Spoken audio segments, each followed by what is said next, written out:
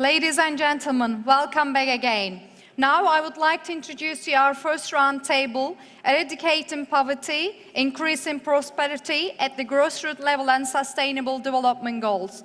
Our moderator today is Professor Dr. Kamil Eren, academic member, Istanbul Kültür University, and I will allow him to introduce other speakers to you. Thank you.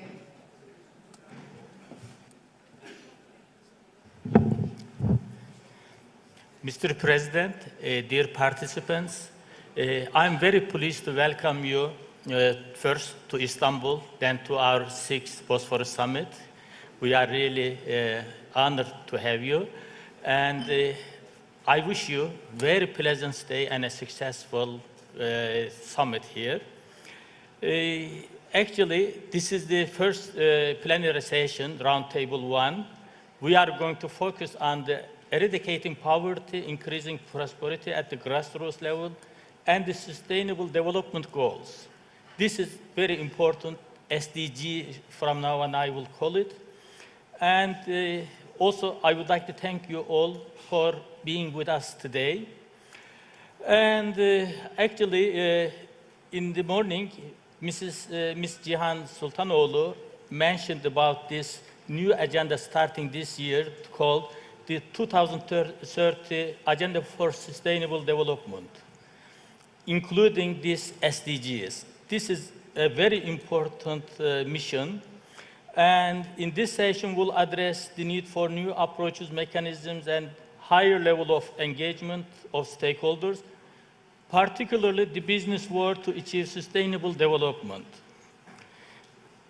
This is, each panelist will give a brief overview of their institution perspectives with the focus on what actions need to be taken to advance the SDGs by private sector and governments.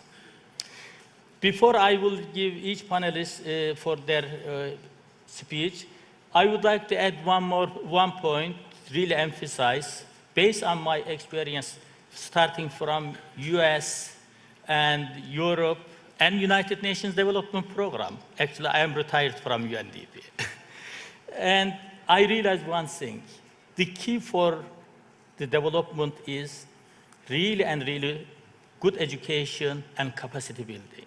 I never seen any development without really addressing this. Hopefully, our panelists will touch to these as well. I would like to start now this session with Mr. Yusuf Amrani, senior member of the Royal Cabinet of Morocco. Actually, when I look at his credentials, it is so long that I will cut it a little bit short.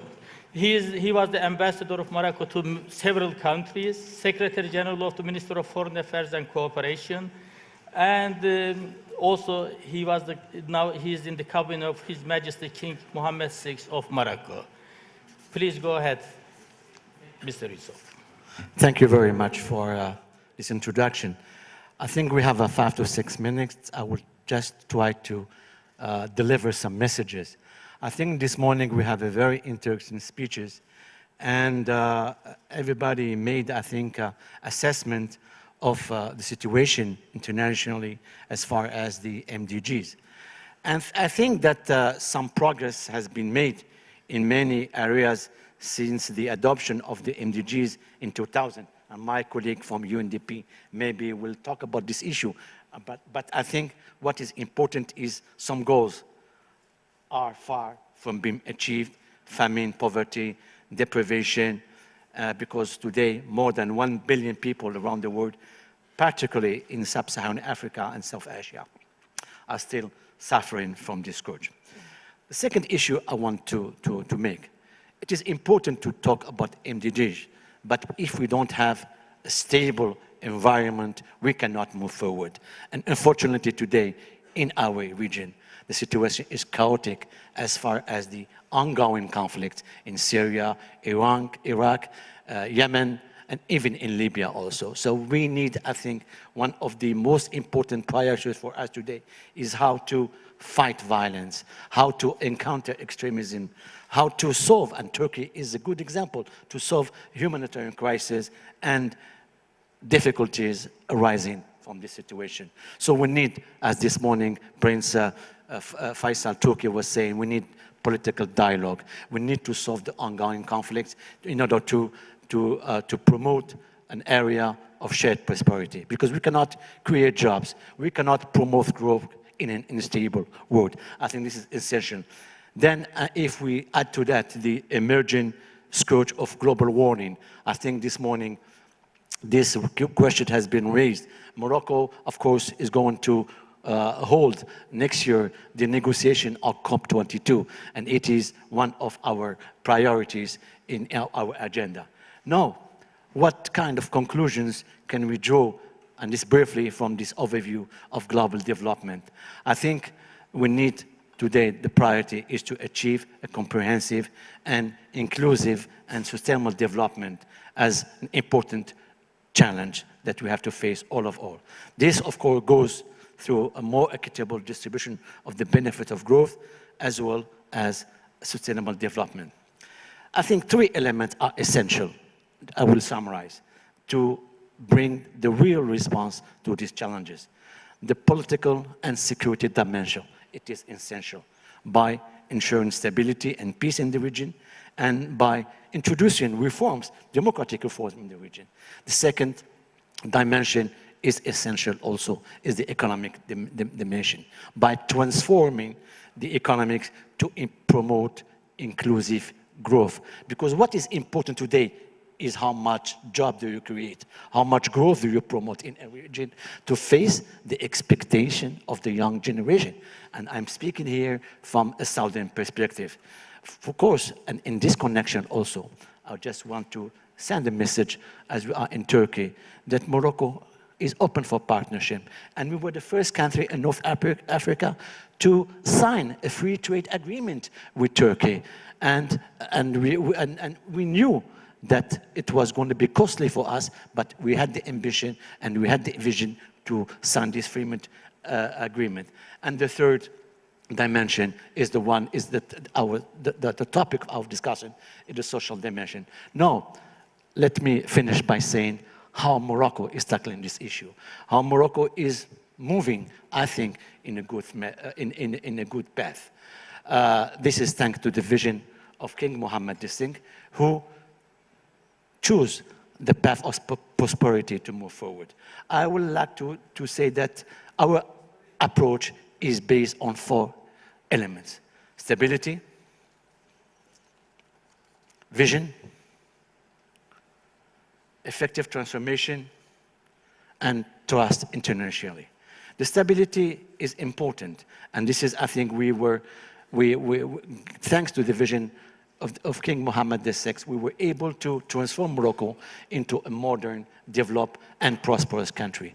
This was a choice to democratize. We had no taboos, no complex. We made clearly the choice to transform our country. This has an effect on the economy. We were building a good economy, open economy, as I was saying earlier. And the most important is we give priority to human development through a lot of projects, the Human Development Initiative, the regionalization.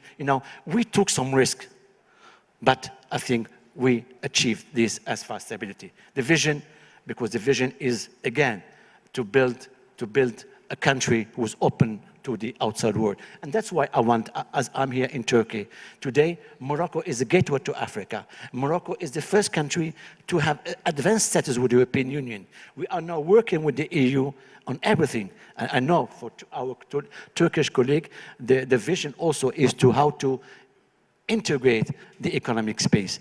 We are now sharing with Europe, and our experience is interesting, everything but the institution. And Africa, I think, is the future, and you understood this here in Turkey, that the countries of Africa are growing by 2 digits, and it is an opportunity for you.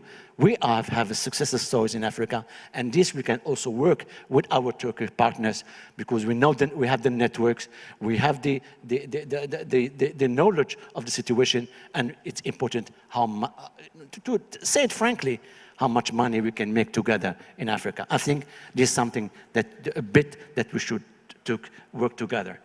I talk about the COP. The third pillar I think I have 2 more minutes. Huh? The third pillar is the effective transformation.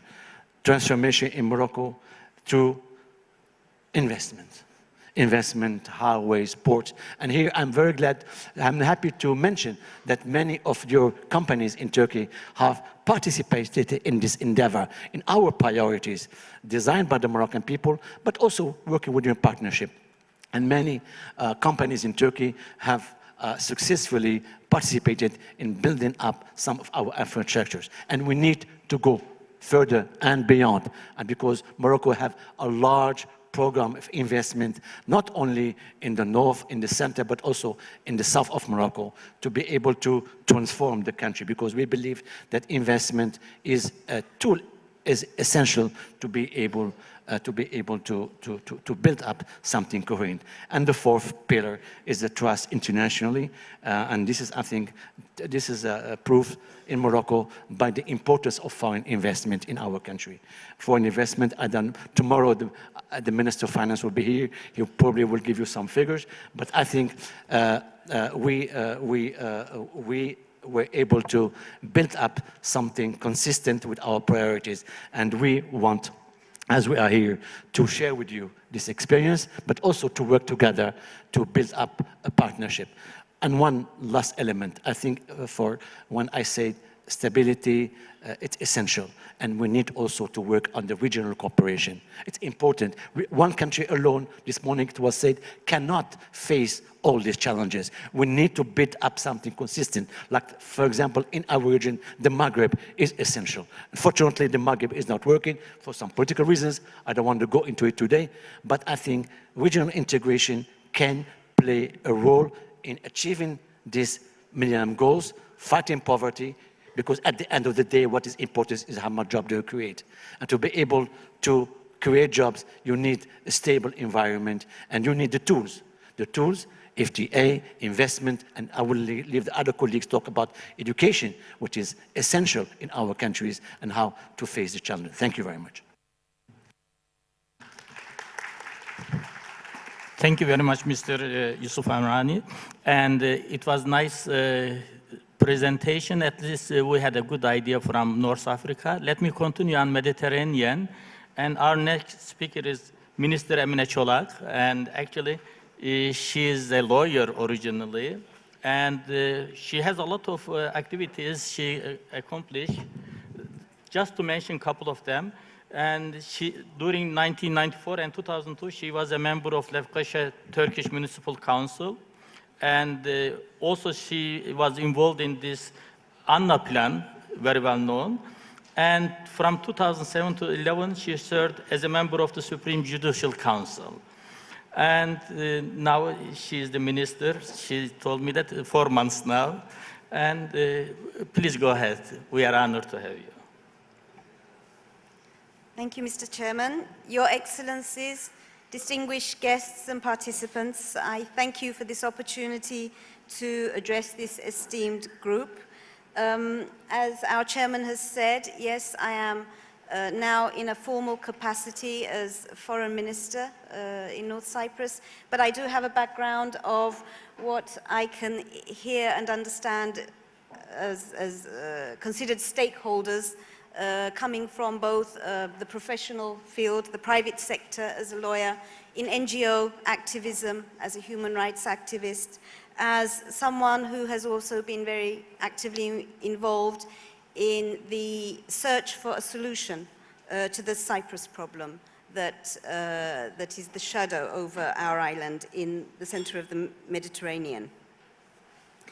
The picture we have heard so far this morning has been an excellent analysis of the general picture of the challenges in front of sustainable development. And I think maybe our island, the island of Cyprus, is more or less a case study for this very discussion, in that on our island we do not have bloodshed, we do not have ongoing war, but we have a frozen conflict, a frozen, unresolved political issue that is, in fact, a big block in front of development, both for our island and the region. Because from the perspective of the Turkish Cypriots, it's not easy to be fully engaged in achieving sustainable development goals when you are not considered a full part of the international community and experience various economic and social difficulties, exclusion, isolation, and embargoes. In my country, trying to achieve development, whether in the field of economy or human rights or environment, is a huge challenge if you are denied any status within the international community and are deprived of the kind of assistance, monitoring, or incentives that's shared in global cooperation to achieve such aims. But today I would like to share some positive news, some positive developments in our part of the world. On our island right now in Cyprus, we are in the midst of an extremely intense negotiation process to try to resolve the long-standing dispute which divides the island. We are what has been referred to today in another context as well as being cautiously optimistic. We see a possibility for the problem to finally be resolved after decades of being unresolved, but at the same time, we also are cautious in that we have had processes in the past that have not been as successful as we would have liked. The Turkish Cypriot and Greek Cypriot leaders and their respective teams are negotiating under the auspices of the UN Secretary General based on agreed parameters to create a bicommunal, bizonal federal Cyprus based on the political equality of the two communities that make up the island. Leaders are meeting frequently for result-oriented talks, supported also by confidence-building measures to build trust between the two parties and create a climate of cooperation. We need a climate that foresees the potentials of a unified future, which provides fertile ground for sustainable development, instead of the burden of a painful past which has created the division. If the talks succeed in taking us to a comprehensive solution accepted by simultaneous referenda on each side, the entire island, including the Turkish Cypriots, will be a full-fledged member of the international community and also of the European Union. Under the current circumstances, in the face of an unresolved frozen conflict situation, the Turkish Cypriots are left to do things pretty much unilaterally, to the best of our ability, with limited resources, limited know-how, and when there is no hope for political solution in sight, with limited motivation. But despite these disadvantages, we are fortunate in North Cyprus in that we do not have issues of severe poverty or hunger. We have an established state education and health system, however imperfect, but then again, which society can claim to be perfect? We have succeeded in establishing a rule of law based on constitutional principles and are trying to prepare for EU membership and the reforms required to create EU mechanisms and standards. In the field of education, we have over 10 universities in North Cyprus and have now have become a thriving centre where students from all parts of the world are coming to North Cyprus for higher education. Over the 15 years or so, with some assistance received both from the EU and also agents of the UN, such as the UNDP, the Turkish Cypriots have gained experience in obtaining funding and undertaking projects as NGOs, local authorities, professional organizations, in order to develop their society. These activities have contained many elements of SDGs, promoting gender equality, environmental improvements, protection of cultural heritage, social inclusion and reduction of inequalities, economic development through support for small and medium enterprises, to name just a few. Although on a very small scale, with a de facto population of under 500,000 people, and despite the disadvantages of an unresolved problem, it's possible to see examples in North Cyprus of an awakening of NGOs, the business community, trade unions, for example, into making a concerted effort to improve the standard of living for the population. Although, like every other participant today has mentioned, we still have a long way to go. The level of literacy and education is relatively high, and with the size of our society, I know from experience when you try to create some social impact, raising awareness and mobilizing sectors is not that difficult. So these are some of the advantages we have. But when we look at the Cyprus problem and how it is trying to be resolved, we see in it again like a case study of the elements of sustainable development, because we have headings to how the problem is being discussed. And among those headings are the economy and the EU, how this will be in the reunited federal Cyprus if we achieve it. We have the heading of property, the issue of property rights, which is on the table after massive displacement on the island from past conflicts. We have the issue of territorial adjustment. So this tension, this dispute in territorial matters is resolved once and for all and agreed between the parties. We have a heading for governance and power sharing, and of how the two communities envisage they will manage and govern the new Federal Republic to be created. And there's also the issue of security and guarantees. And that is an important one, because when we look at the conflicts, the ongoing conflicts, when we look at how these did not happen overnight, but accumulated over time with some kind of simmering insecurity and instability, it's a very important heading within the Cyprus problem to resolve the issue of security and guarantees for the new created entity and for the feeling of the people that will make up this new federation, so that we do not have instability and conflict as we are seeing at the moment. And yes, development is about primarily sustaining peace and stability, avoiding violence and bloodshed. And as all speakers have stressed, this is equally valid of Cyprus. Because another factor in relation to Cyprus, I have mentioned we do not have war and bloodshed as such, but we have uncertainty.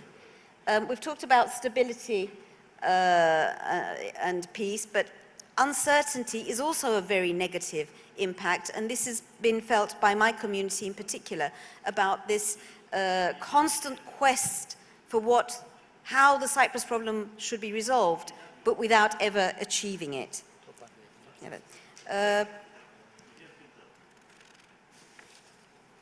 Today, I would like to invite you to think of the island of Cyprus within the pool of the Mediterranean, and a pebble thrown into that pool that will have repercussions across our region if we can reach a solution, because it will make a potential for development both on our island, for the communities on the island, for the relationships between Turkey and Cyprus, Turkey and Greece and its other neighbors, for Cyprus and the European Union, for Turkey and the European Union. So a lot is dependent on the outcome of the ongoing talks.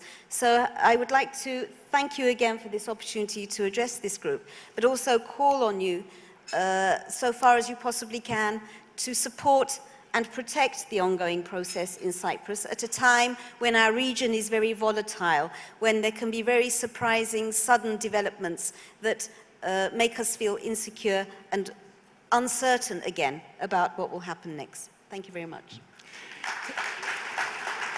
Thank you very much, Minister Çolak, for the very good overview of the present situation. Last night we had really historical situation of Cyprus from President Dervisheroğlu.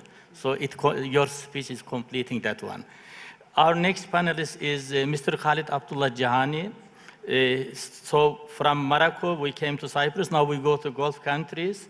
And he's the CEO of DMI Trust. And also, he worked as chairman, board member, and also partner in so many organizations. Please go ahead. You have 8 minutes to summarize entire Gulf activities. Thank you. First of all, thank you very much for the invitation to be with this panel. With this morning, we've heard such a good analysis, numbers, what's been going on. But what I've been hearing today is the same thing as His Royal Highness said since 1945. We've been saying the same thing, but changing the words. In terms of development, in terms of sustainability, in terms of poverty, in terms of equality. It's been an ongoing thing. So we've been very good internationally as the United Nations and all the countries which represent in the United Nations, talking about what we need to do. Solutions are there. It's the same solutions with different words that we've added to the dictionary. Okay, so we've been talking the talk all the time. However, when it comes to walking the walk, we've been, which is good, we've been limping the walk. So the walking has been sort of, I'm a numbers man, has been basically 5% of the 100% of the talk. So talk is so much and the walking is so little. Now that could mean a lot of things, but the way I look at it, actually it goes down to one thing, lack of real, true world leadership to take us forward. Because if we just look at the numbers which came out at the beginning of 2015, where it says that by 2017, 1% of the population of this world will own over 50% of the wealth of this world.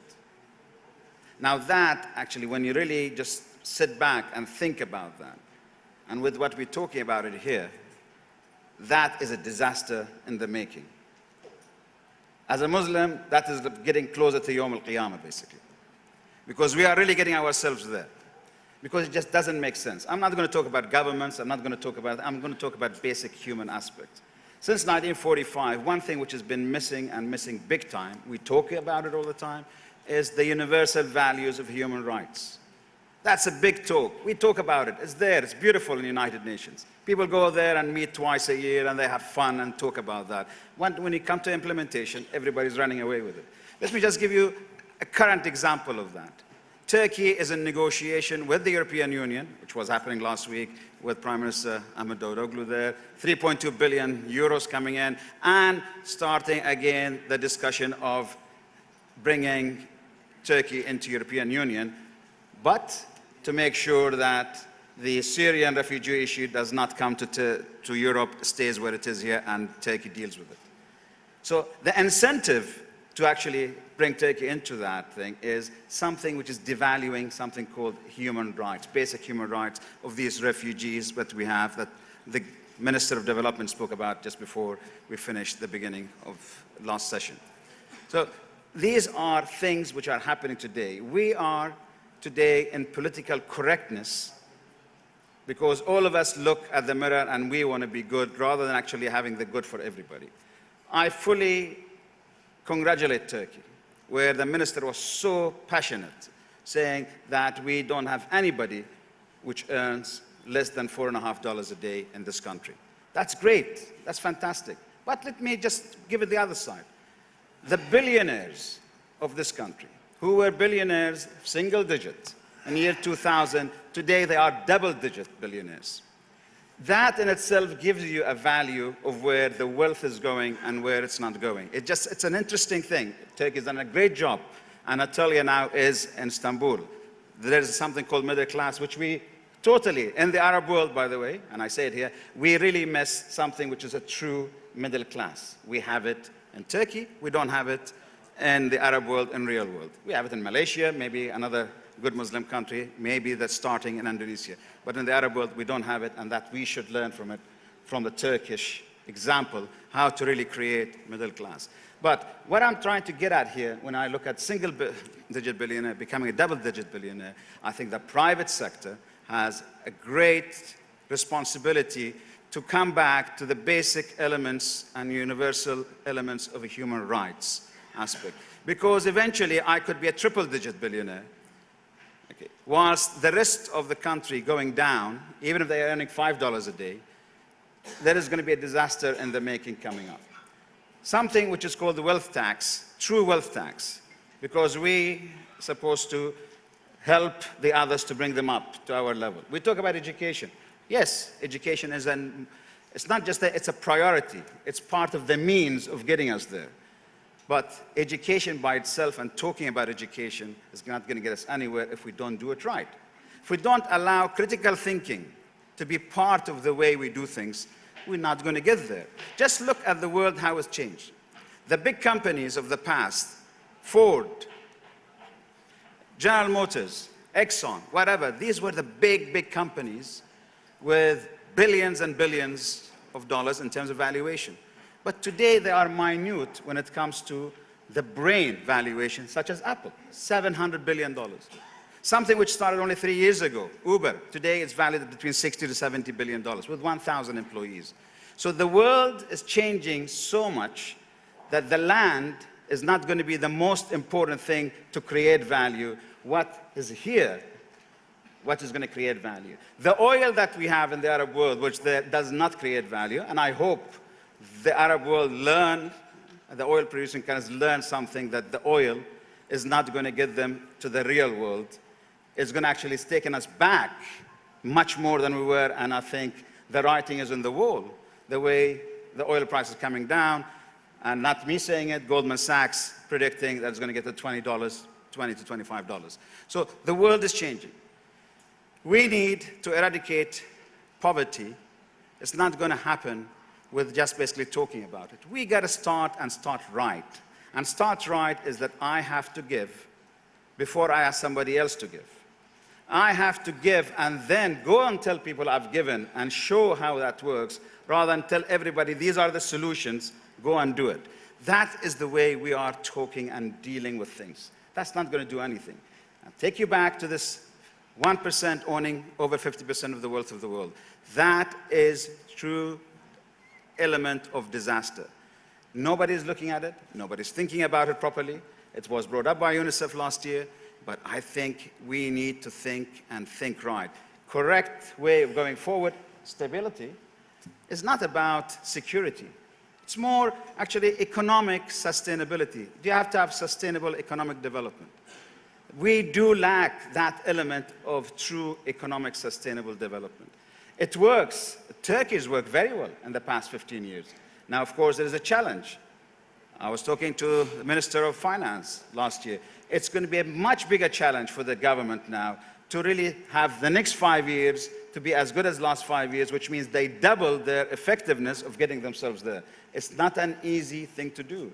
So we need to be thinking economic development and sustainability with economic development. Someone this morning said that we need substantial amount of infrastructure. Infrastructure in this part of the world, and when I say this part of the world, I'm talking about MENA, which is the Arab world, Iran, Turkey. We need around $3 trillion in the next 10 years, just in the infrastructure development. And that actually what creates jobs.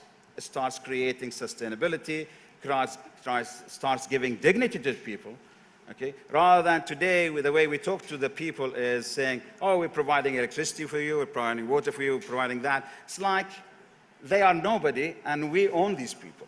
So the way it's done is like we are all owning families. We own people. So people should be grateful that they have electricity. People should be grateful that they have free education. I'm sorry, people should not be grateful. You should be grateful sitting there and actually benefiting all the wealth. And that's why from a private sector perspective, I use Turkey as an example, but that of course goes along with everybody else.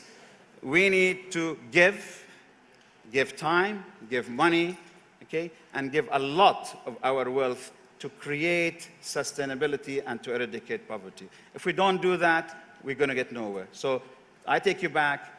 It comes from within before I go to other people.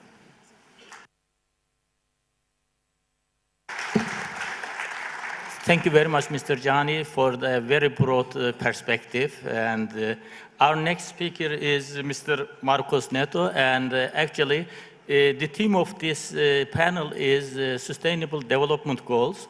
And to me, UNDP is really the custodian of SDGs. Mr. Neto, actually, he worked for CARE International almost 17 years. Now he's the director of UNDP Istanbul International Center. We are really honored to have you. Please go ahead. Good afternoon, assalamu alaikum, and good night. There was a great panel, and I want to thank all my panelists, but I think I'm just going to forget what I was going to say and try to talk to to some of the points you've raised tonight, which is very, very passionate and very interesting in that sense. Let me say that I think the half is a little bit more half full than it being projected. I think in the last 15 years, I completely agree with the premises that we haven't walked the walk the way we need to walk, right? And we talk more than we talked. But I think we've made progress in the last 15 years. I think, as was mentioned this morning, out of the Millennium Declaration and the creation of the Millennium Development Goals have provided a focus, right, that I don't think existed in the world. So from a development point of view, what has happened in the last 15 years, for example, on managing, not ending, but managing the HIV/AIDS crisis, right, has been short of a spectacular. And I think having had a Millennium Development Goal, which was focused on HIV/AIDS, helped the global community and private companies and drug makers to focus on that and to accomplish what has happened on the numbers of people dying with AIDS being reduced drastically, that wouldn't have existed before. I think the international community did take 1 billion people out of poverty.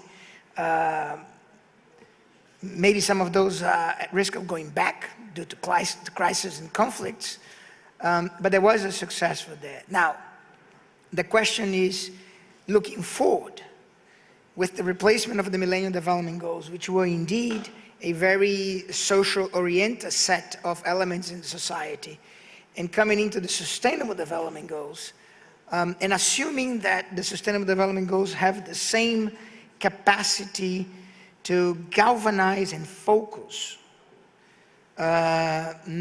society globally and national levels, and that they are speaking much more directly to the complex of the life that we live in, and to some degree much more directly speaking to business core objectives, infrastructure, jobs, industrialization, consumption.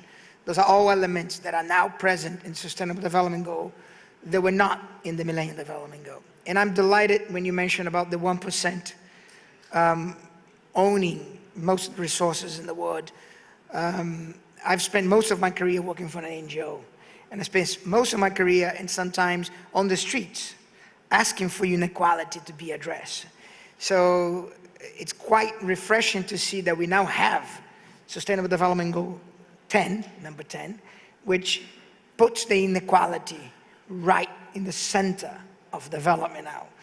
I never thought in my life that I would have the World Bank having a goal about investing in the bottom 40%, or the IMF now calculating how much GDP loss per every point of inequality a country will have. You know, I almost feel like we've won the war of conceptual thinking in that sense. Now, again, how do we bring that to walk the walk, right? I think we at UNDP, at the Istanbul International Center for Private Sector Development, are trying to do this globally, but the team that I have the pleasure to lead, what are we trying to do mostly figure out how do we get the private sector to engage in development in a more strategic way, in a way in which it's not about so much doing good for the sake of doing good, because what we've seen is when you have a financial crisis like 2008, a lot of the budgets for corporate social responsibility and for philanthropies are the ones that are first cut. So if we want to sustain the private sector engagement in development, we have to find a way that we can better align and generate a better convergence between core business strategies and objectives and development. You know, it might sound quite absurd to have an United Nations officials saying here, and some of my colleagues don't like this, but there is no harm in thinking that companies can be profitable, while at the same time, through their core operations, right, they are going to work with the poorest and include them in the supply chains, provide them with affordable and essential services, and that convergency, and at the same time, manage the natural resources better. So for me, we have to end this notion that economic growth and company profitability will always have to come to the detriment of poverty and the environment. And there's enough companies demonstrate that this can be achieved. They need support. We need an ecosystem that is different. We need different set of policies. We need capital. We need to end the short-term nature of the capital markets. Sustainable development takes time. And to simply have the capital markets operating on quarterly returns doesn't really help companies to finance their business in a sustainable development way. I'm optimistic that the member states of the United Nations, companies, and academias, and all of us in rooms like this have now understood that we need to change and we need to walk the walk, rather than talk the talk. So we at the United Nations Development Program in our center based here in Istanbul, open for business, so as to say. Now we've been working on the concept of inclusive business. We've been promoting and working with companies and governors on that. We've been working on skills development, and how we can work with companies and with governments to re-energize the enabling environment under which we train, we prepare the young generation for what the private sector, for what the market demands in terms of skills, rather than the traditional supply-driven vocational training that we've seen in the past. There's 3 million jobs in the United States today that can't find people to work on. And there are 5% unemployment in the United States. So certainly there is a mismatch on the labor market right now, and we're trying to figure out a way that the private sector can lead in designing and delivering the necessary training that allow for that mismatch to be closed in that sense.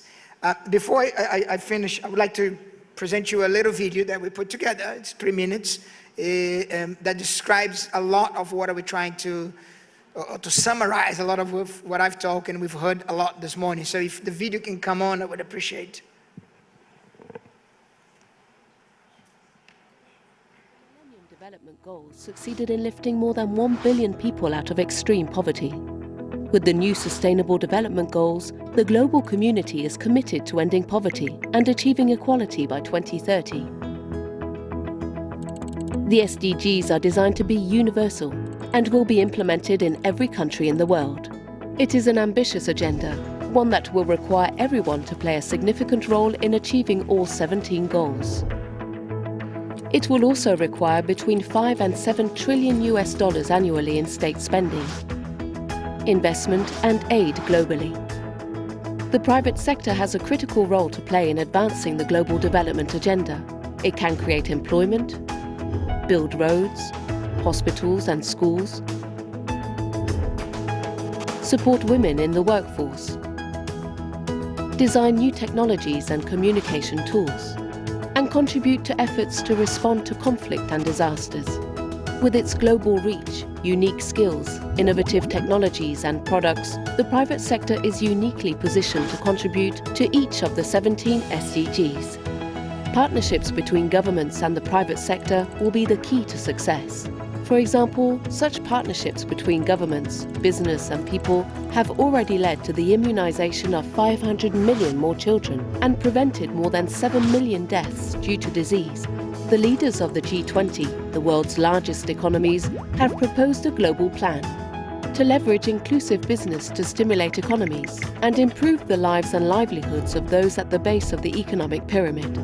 The United Nations Development Programme and the government of Turkey established the Istanbul International Centre for Private Sector and Development back in 2011. Its aim is to explore the mechanisms needed to ensure private sector engagement in sustainable development. The UNDP Istanbul Centre works with and hosts multi-stakeholder initiatives, including the Business Call to Action Alliance and the SDG Philanthropy Platform and partners with the UNDP country offices. It also works with companies, governments, non-profit organisations, academia and other stakeholders to accelerate the role of the private sector in development to advance the SDGs. The private sector is a valuable and valued partner in our collective efforts to advance sustainable development around the world. Its engagement will be a significant gain for us all to build peaceful, resilient and inclusive societies. Together, we can end poverty and grow our economy. Join us in making the world a better place. Let me leave you with a thought. The SDGs are universal.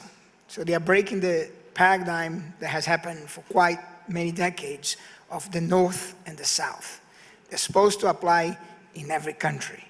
And if you look at some of the SDGs, responsible consumption patterns, we know which countries in the world have the most irresponsible consumption patterns. And those are the so-called developed world. Inequality. We know some of the most unequal countries in the world are also the so-called developed worlds. A few weeks ago, Professor Jeffrey Sachs was here in Istanbul, and he posed a question, and I will pose you the same question to all of you. In light of the Sustainable Development Goals, aren't we all developing countries now? Thank you.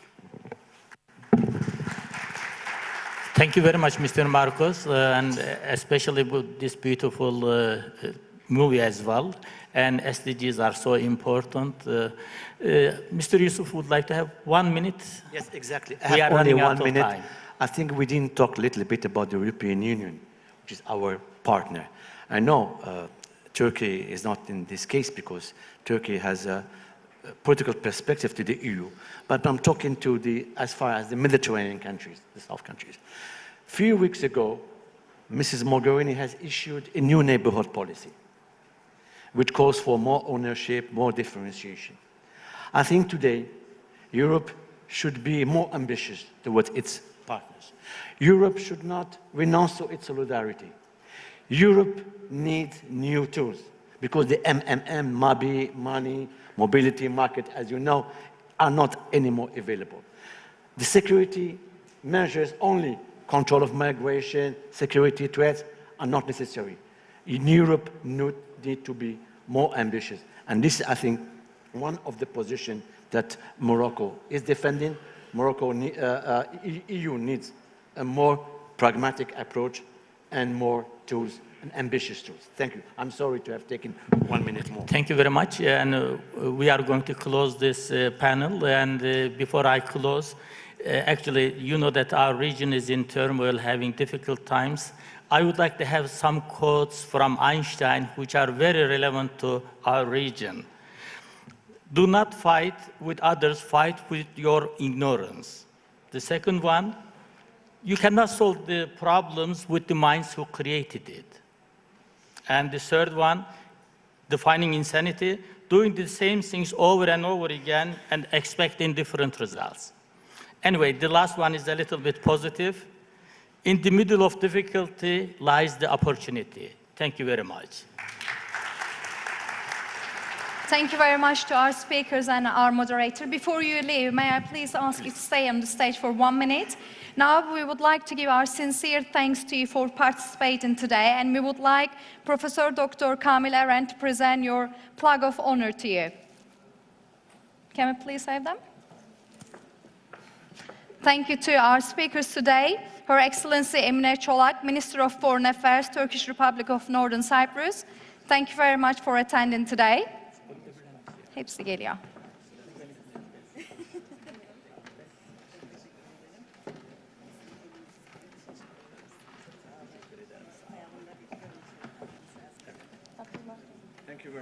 Thank you very much to Halid Abdullah Janahi, Group CEO of the MI Trust. Thank you to Mr. Yusuf Amrani, Senior Member of the Royal Cabinet Morocco. Thank you, His Excellency. And thank you to Mr. Marcos Neto, Director UNDP Istanbul International Center. Thank you for participating today.